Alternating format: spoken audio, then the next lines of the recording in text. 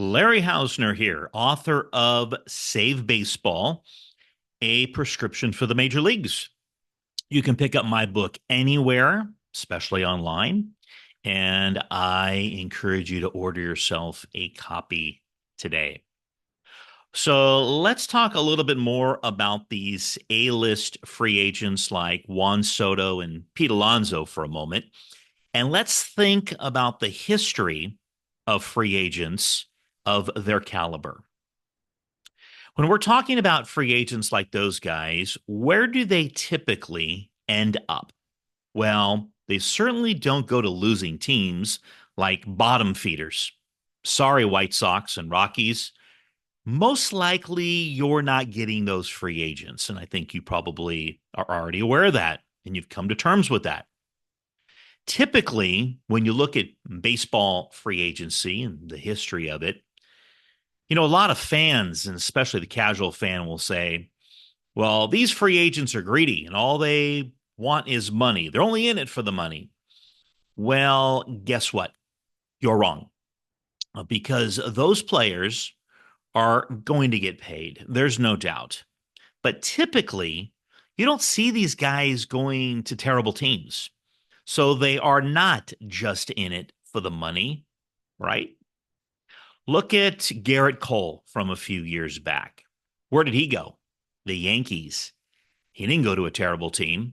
Yes, he got paid a lot, and he deserved it. And these guys are going to get paid a ton of money as well, and they also deserve it.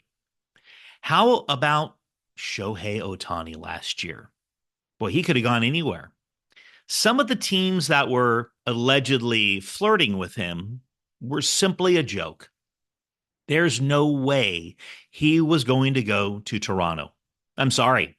They ended up this season, 24 season, where? Last place. And they're a team that's getting ready to lose their top talent, like Vlad Jr. and Bichette. And with those guys bailing, no A-lister is going there. Not to mention, why would anybody go to Canada and pay those taxes when they don't have to? Canada makes California look like a tax haven. So Ohtani chose the Dodgers, right? A winning franchise. He also deferred a ton of money, millions and millions of dollars. And guess what he ended up with? A ring. So before I hear these guys are selfish and they're all about the money, not so. The number one place they typically go, at least they hope so, is a winning franchise. And that's why you hear teams such as the Yankees, the Mets and Phillies, Astros and Dodgers, they're mentioned all the time. And when we talk about top tier free agents, there's no way these guys are going to put money ahead of winning. They're going to end up where they want to be, and it's that simple.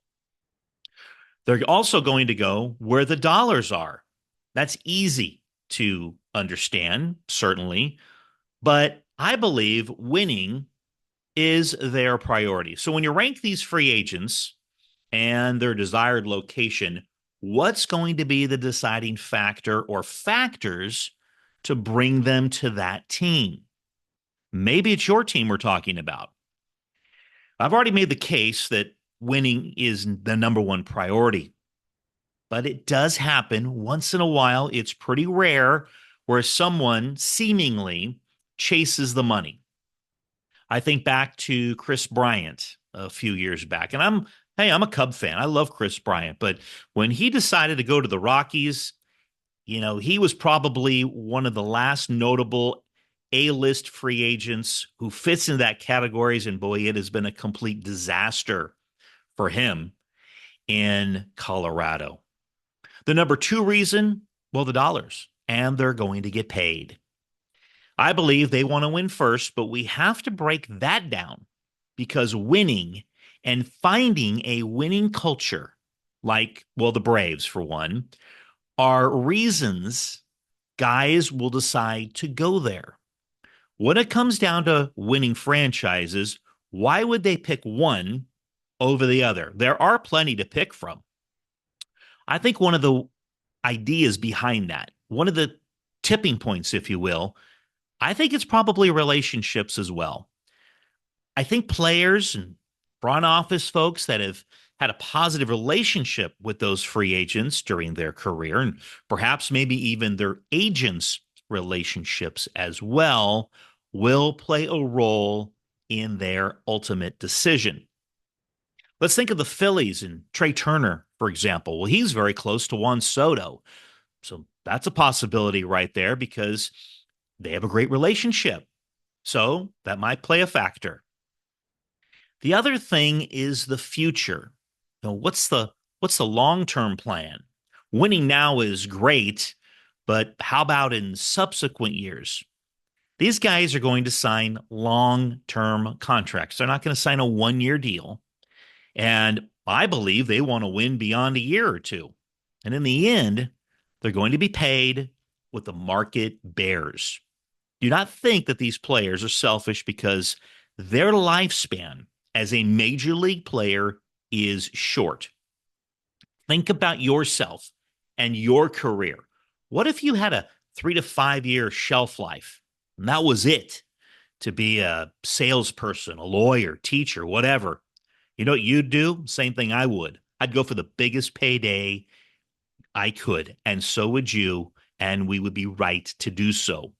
So, my opinion, good for you, free agent players in Major League Baseball. Get what you can. You're worth it. So, let me know your thoughts. Where do you think these top tier free agents, these A-listers, are going to end up? And why? What's going to be the tipping point? What's going to be that deciding factor for them? Like, comment, subscribe, and share. And as always, until next time, for the love of the game, I'm Larry Hausner.